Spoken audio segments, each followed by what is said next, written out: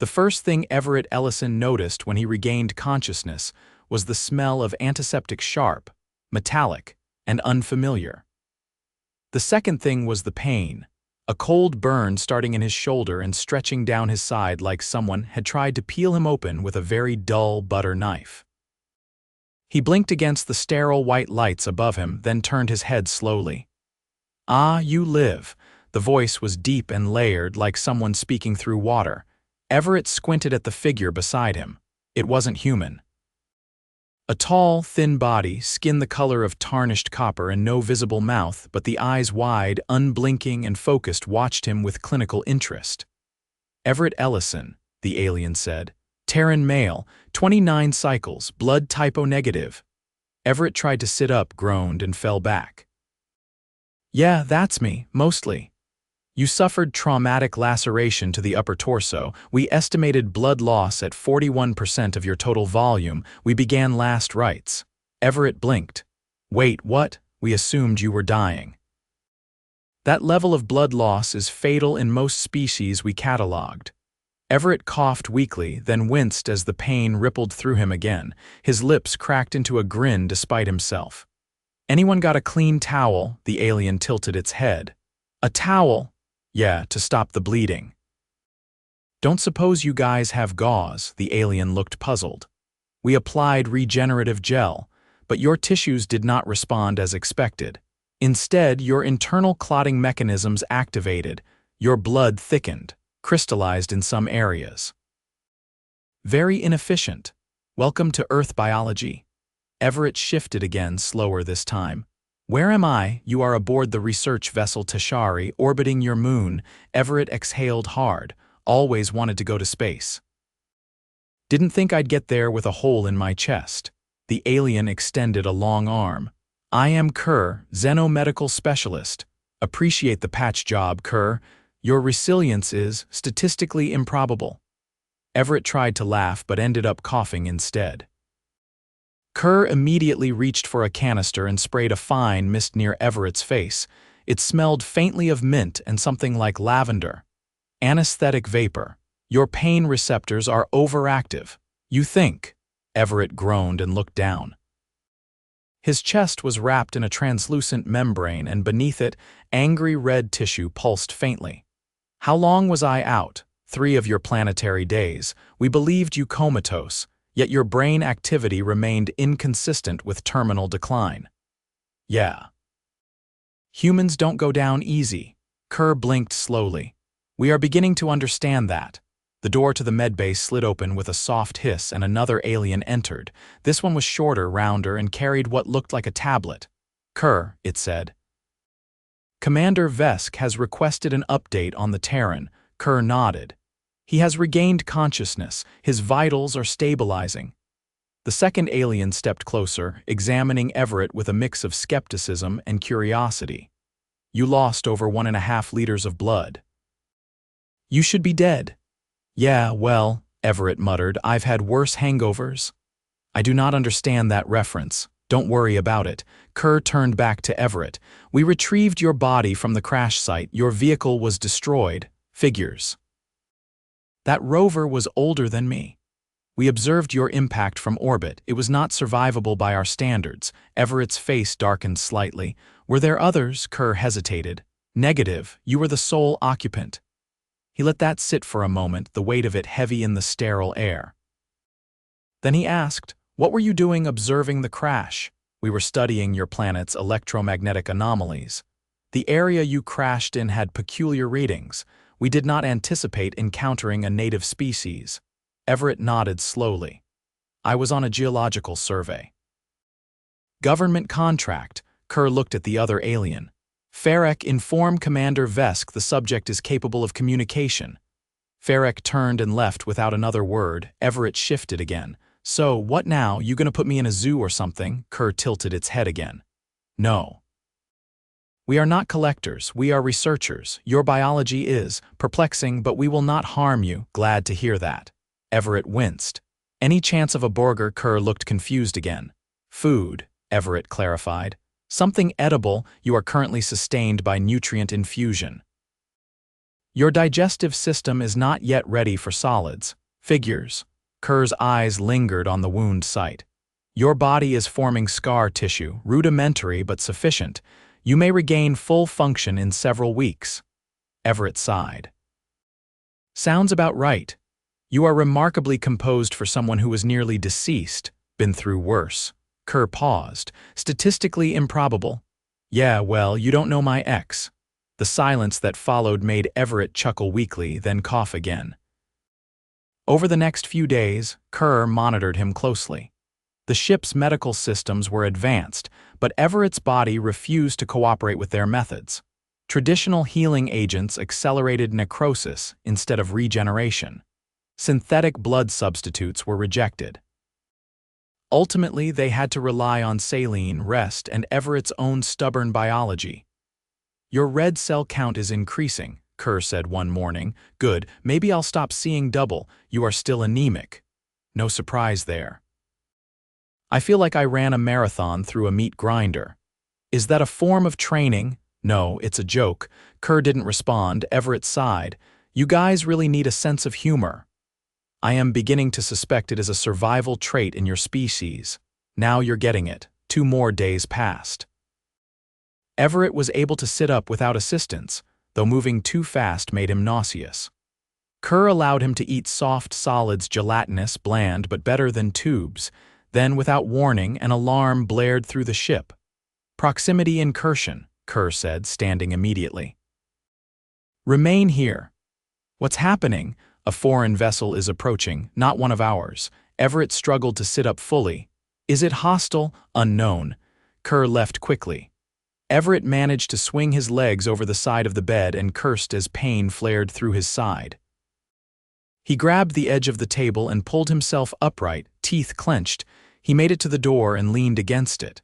It slid open out in the corridor, lights pulsed red. Another alien ran past without acknowledging him.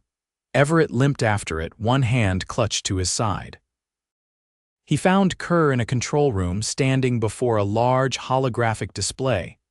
The vessel is not transmitting identification codes, Kerr said without turning. Could be pirates. Kerr glanced at him. You should not be here. You are unwell. I'm not gonna sit in a medbay while you get boarded. Kerr didn't argue. The display zoomed in on the ship, sleek, black, and fast. It's locking weapons, one of the crew said. Everett looked around. You guys got any defenses? We are a research vessel. Our armament is minimal. Great. The ship fired. A single pulse of energy slammed into the Tashari's side. The lights flickered. Minor hull breach in Sector 6, someone called out. Kerr turned. Evacuate that section. Begin containment protocols. Everett stumbled as the floor shifted. He grabbed a railing, another blast, this one closer. Where are they hitting? Hull junctions, strategic. They're trying to disable you. Kerr nodded grimly. Everett looked at the schematic. You have escape pods? Yes, prep them. In case this goes south. We will not abandon the vessel unless absolutely necessary. If they board you, they won't care about your research credentials. Kerr was silent. Another explosion rocked the ship. The lights died for a moment, then came back dimmer.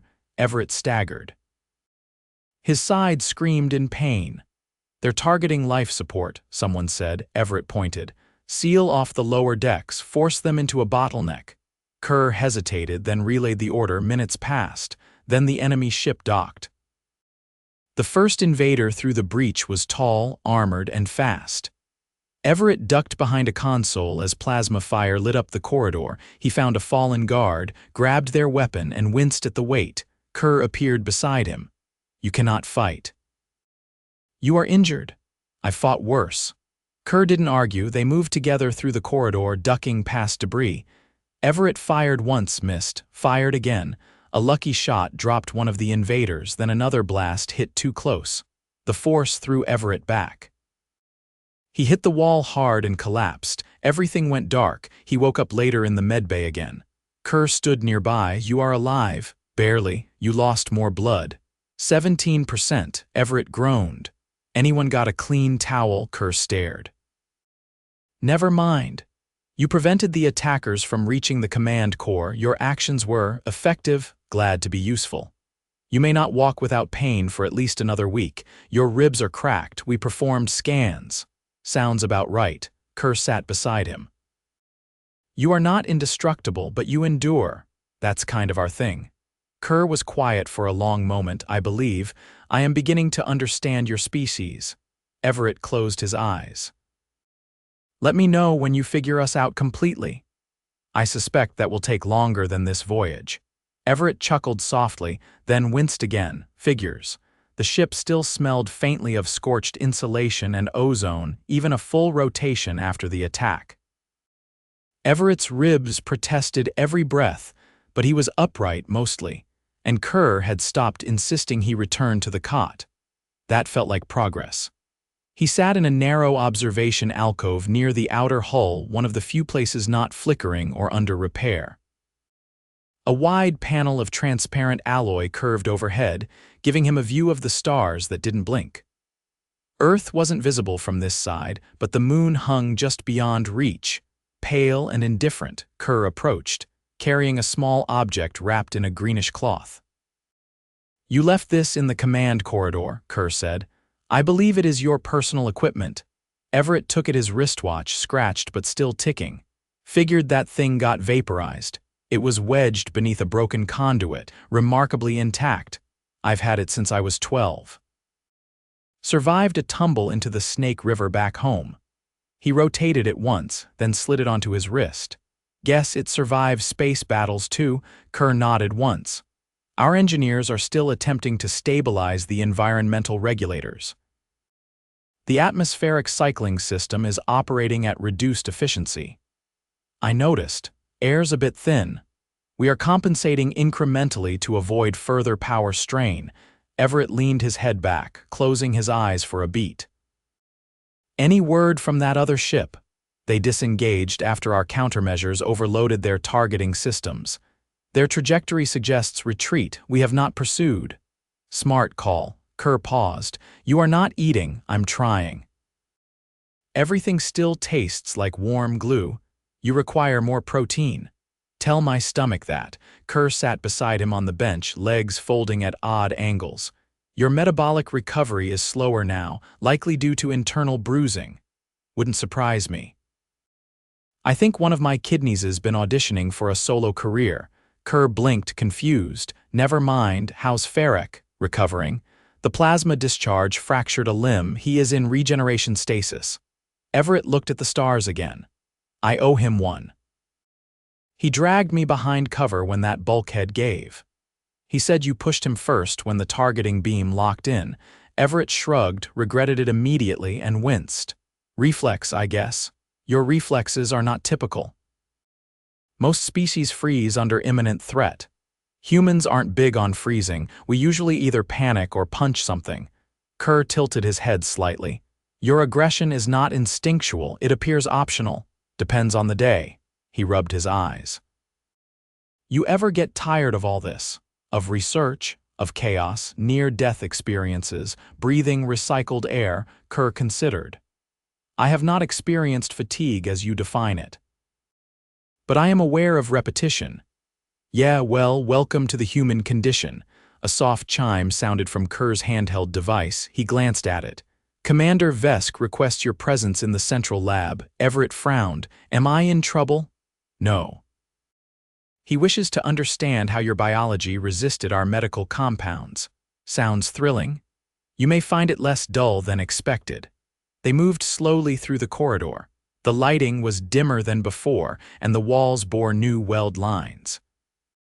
Everett noticed a few crew members eyeing him as he passed. Some nodded. One lifted an appendage in a gesture he couldn't interpret. The central lab was cooler than the medbay, with walls lined in iridescent panels and a central table cluttered with diagnostic probes and biological samples. Commander Vesk stood near the far end, taller than Kerr, with angular features that gave away no emotion. You are ambulatory, more or less. Vesk gestured toward a padded seat. We appreciate your cooperation. I haven't actually done anything yet. You survived. That is a statistically rare contribution. Everett sat carefully. Happy to beat the odds. Vesk tapped a control on the table. A holographic image of Everett's circulatory system appeared midair, rotating slowly.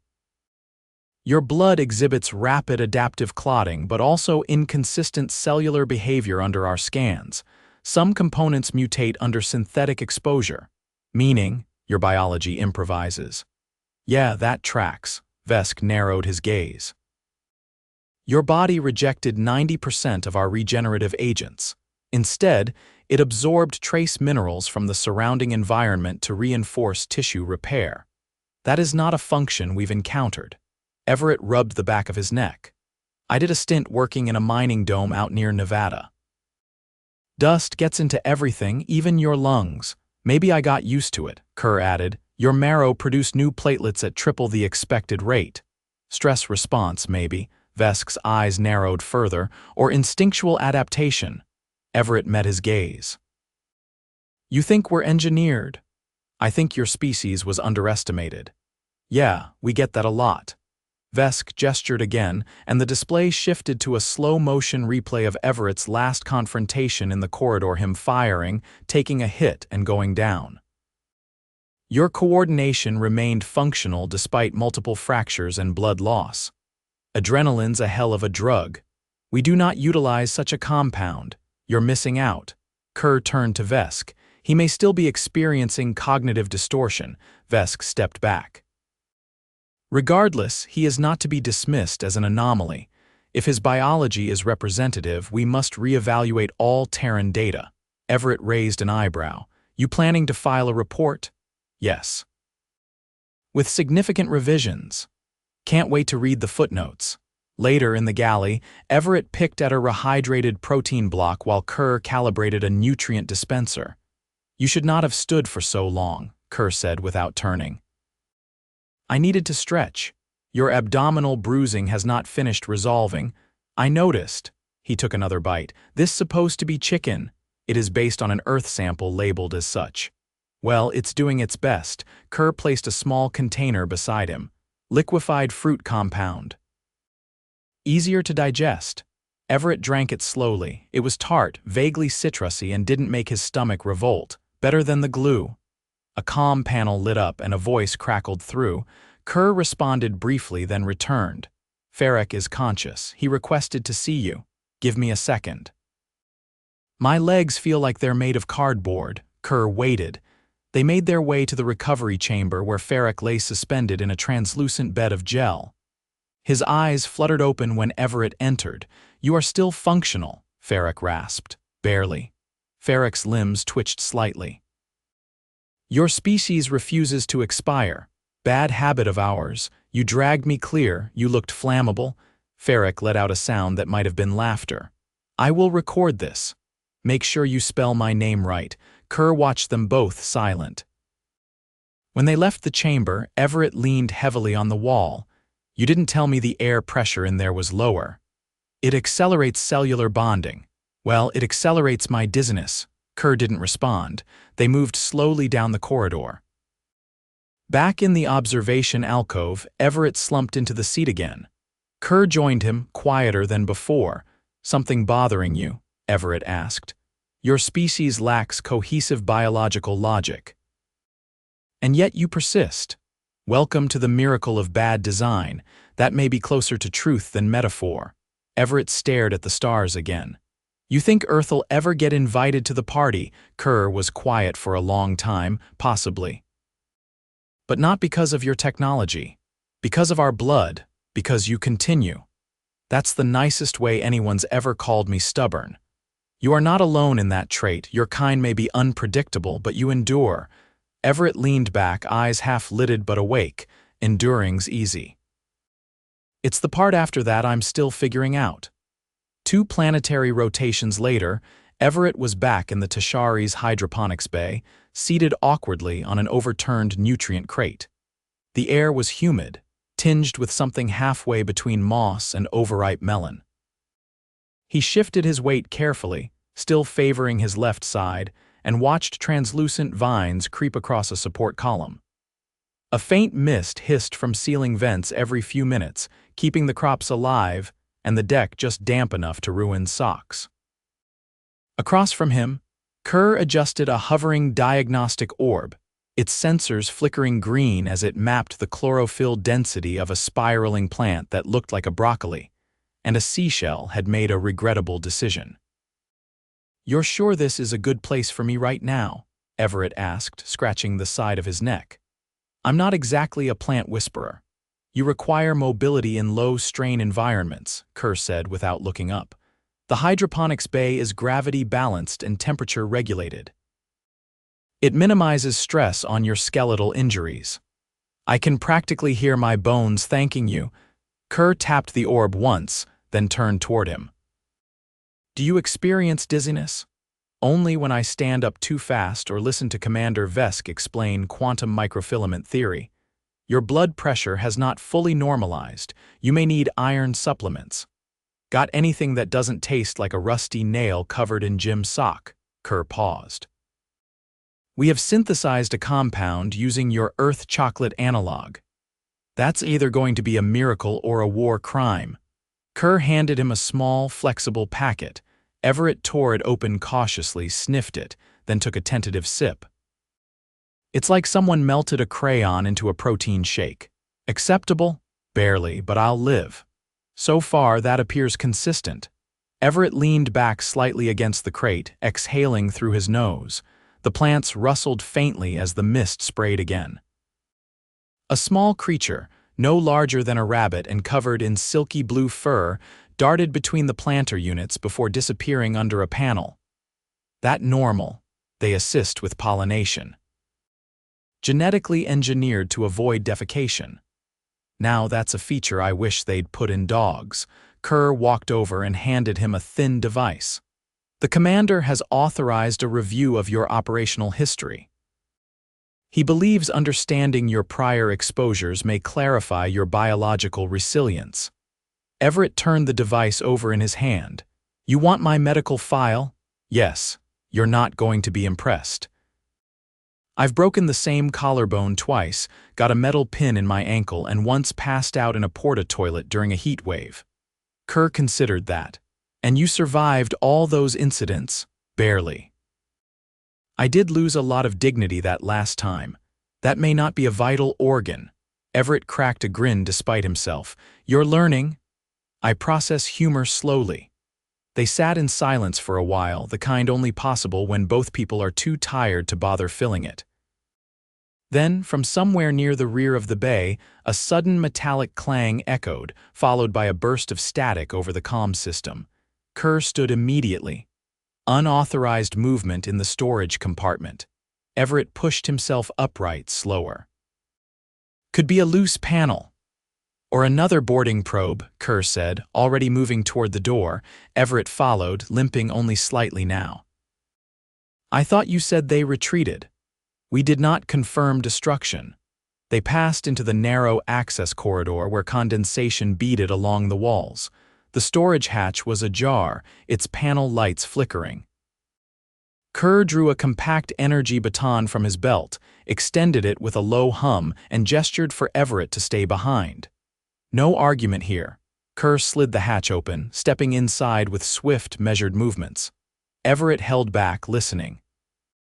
Then came a sharp grunt, and Kerr reappeared, dragging a figure by the collar. The intruder wasn't one of the original attackers. It was shorter, thinner, and wore patched-together armor that looked like it had been scavenged from 3 different species. Its skin was mottled green and yellow, and it thrashed weakly as Kerr locked its arms behind its back. "Scavenger," Kerr announced.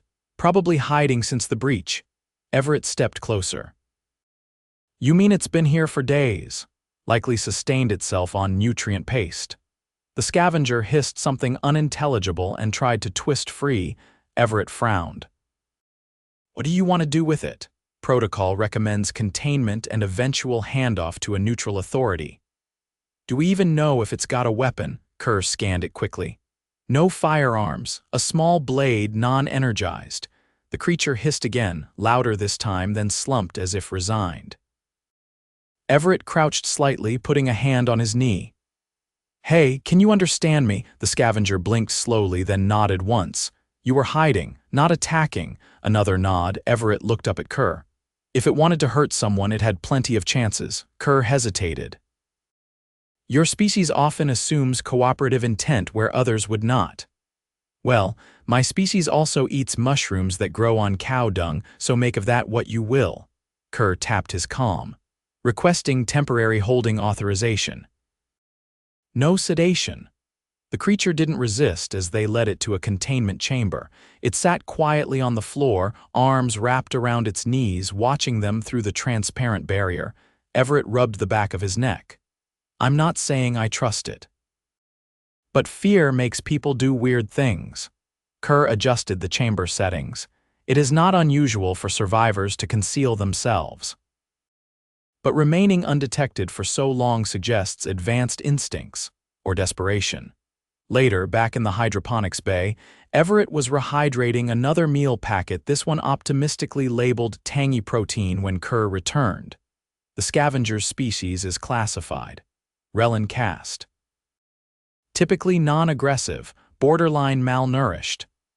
So we give it a meal and drop it off somewhere safe if the commander agrees. You think he won't? Vesk considers practicality above sentiment. But he has also observed your behavior. Everett took a bite of the tangy protein, chewed thoughtfully, then grimaced. Still not chicken. Kerr watched him for a moment. You chose to intervene when unnecessary. That is noted. I've been the guy hiding in a dark place, hoping no one opens the door. Kerr sat across from him. You are different from our previous encounters with Terrans. Most people are. You just have to meet enough of us to see the range. Perhaps we underestimated your variability. Everett leaned back again, stretching carefully. If you ever visit Earth, I'll take you to a public bus station. You'll see variability in its rawest form. Kerr tilted his head. I look forward to it. By the next rotation, the scavenger had been relocated to a non-restrictive guest berth and was being monitored medically. It still didn't speak much, but it ate voraciously and didn't attempt to escape. Everett returned to the medbay for a final round of scans. Kerr hovered nearby, adjusting the imaging panel. Your bone density has stabilized, scar tissue has formed sufficiently, muscle regeneration is within functional range. So I'm good to go. You are unlikely to experience further complications. But you should avoid blunt trauma. I'll cancel the hockey tryouts. Kerr turned off the panel. You may return to your planetary surface if desired. Everett stood slowly. You're not going to keep me for more experiments. You are not a specimen. You are a guest. He looked around the medbay one more time. Weird kind of vacation. You survived it. I usually do. Kerr stepped closer. You altered several of our assumptions. Not only about your biology. Glad to shake up the syllabus. You also demonstrated that resilience is not merely physical. Everett gave him a tired grin. We've had practice. Kerr extended a long-fingered hand. Everett took it. You are cleared for departure, Kerr said. Your shuttle will be ready within the hour. Everett nodded. Guess I'll see you around. We will monitor Earth for further anomalies. If there are others like you, we must be prepared. There are, he said, but they're all weird in their own way. Kerr looked thoughtful.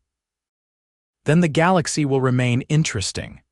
Everett stepped into the corridor, limping only slightly. Behind him, the doors closed with a soft hiss. He didn't look back.